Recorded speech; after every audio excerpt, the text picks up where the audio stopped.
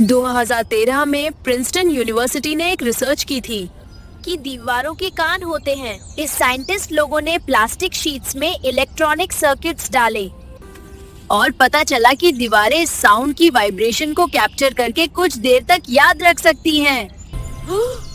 मतलब दीवार जासूस बन सकती है। अगर सही टेक्नोलॉजी हो तो हाँ, ये रिसर्च 2013 में दुनिया भर के साइंस न्यूज में आई थी।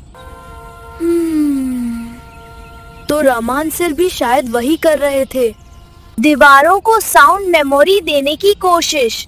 लेकिन लैब में मशीन तभी ग्लो हुई जब हमने ओम बोला। तो ओम उनका सीक्रेट पासवर्ड था? पासवर्ड शायद नहीं, फ्रीक्वेंसी। ओम की ताल और वाइब्रेशन शायद सर की दीवार से मैच कर गई होगी। अरे भोला कैसेट तो चला। शायद कैसेट बोले, हेलो दीवार जी, पासवर्ड प्लीज। अरे दीवार बोलेगी तो मैं तो घर ही बदल लूंगा। चल।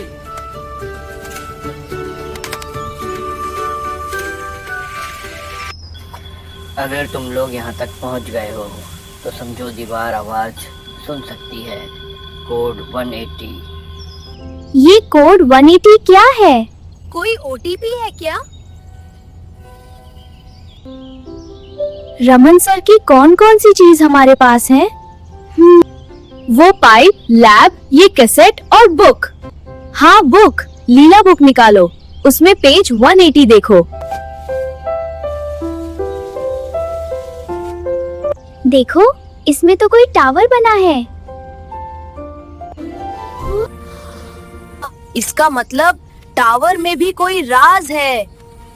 ये टावर तो हमारे स्कूल के पीछे ही है ना? हाँ। लगता है रमन सर लैब और टावर दोनों जगह एक्सपेरिमेंट कर रहे थे।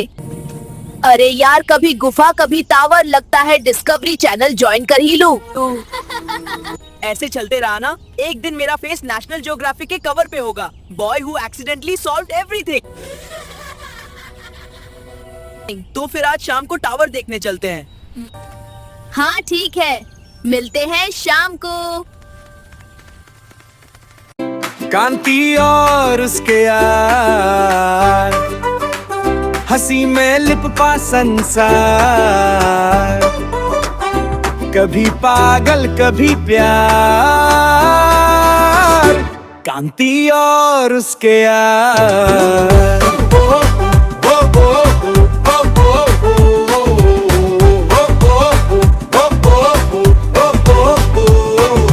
भूले दिन रात का हिसाब, सपनों में उड़ते बेहिसाब, प्रिया की हंसी जैसे शरारत का जवाब। लीला बोले आज तो सब है लाजवाब। भोलू की गाड़ी, विलासी का गाना, चौक पे बैठे हंसी का ठिकाना, आंखों में चमक दिलों में खुमार। कांति और उसके यार।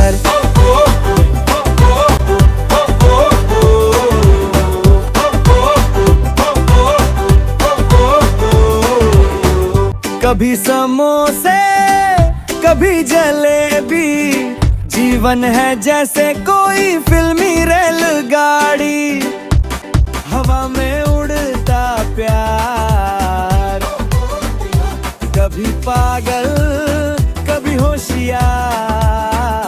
कांति और उसके यार। वो देखो टावर।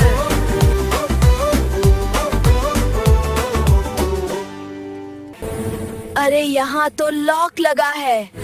हाँ, और बड़ा हाईटेक लॉक लगता है, स्क्रीन के साथ। लेकिन ये आवाज कैसी है? अरे वो देखो, कोई पेड़ पर है।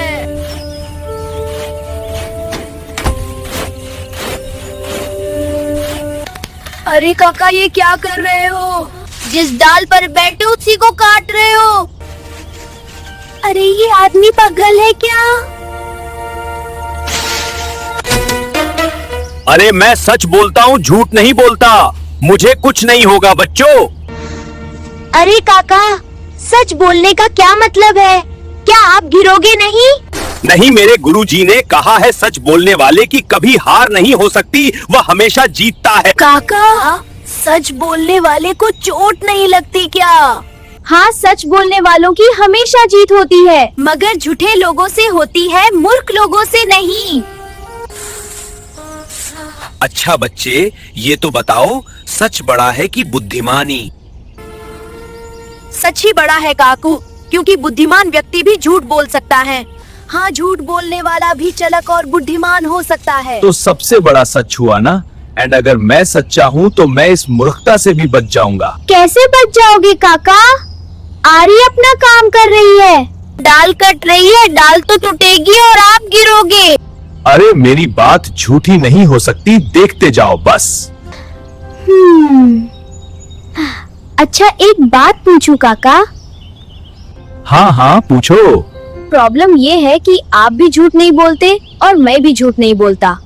तो जब मैंने कह दिया कि आप गिरोगे और नहीं गिरे तो मैं झूठा बन जाऊंगा। तुम कभी झूठ नहीं बोलते तो फिर यह डाली जरूर कट सकती है। हाँ काका, और सच तो ये है कि हम लोग आपको बचाने के लिए आए हैं, नहीं तो आप डाली काट देते और सच की हार हो जाती। इसलिए सच तभी जीत सकता है जब आप बच जाओ। और देखो, हमने आकर आपको बचा लिया, अब आप नीचे आ जाओ।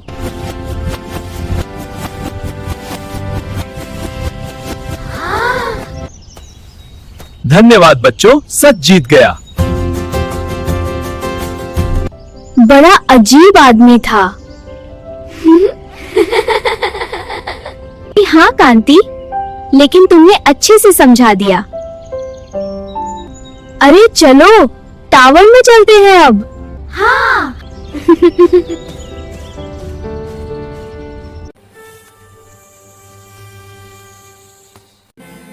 पहेली का उत्तर दो और अंदर आ जाओ।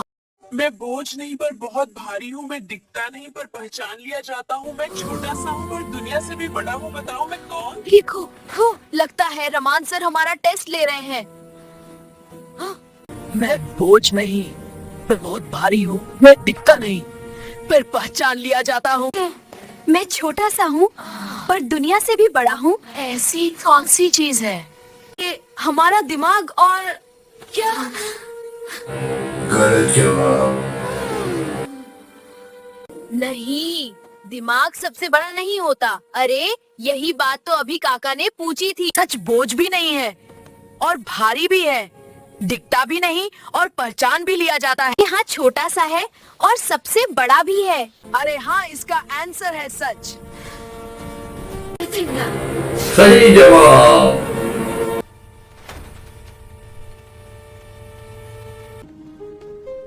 अरे ये सब क्या है यार, यहाँ तो पूरी लेबोरेटरी बनाई हुई है। अरे तो क्या रामन सर की बुक में किसी मंदिर का रेफरेंस होता? एक बात स्पेशल है, स्कूल की लेबोरेटरी इतनी पुरानी थी और ये जगह बिल्कुल फ्रेश है। हाँ, लगता है यहाँ रोज सफाई या कोई काम करता हो।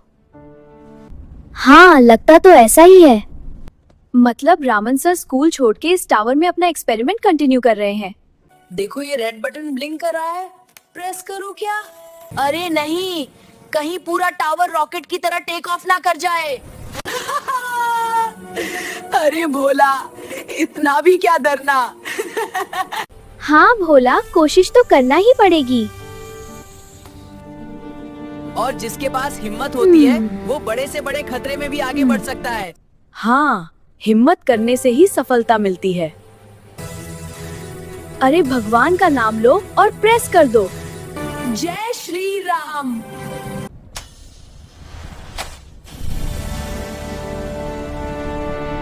कैसे हो बच्चों? रमान सर की लेबोरेटरी में स्वागत है।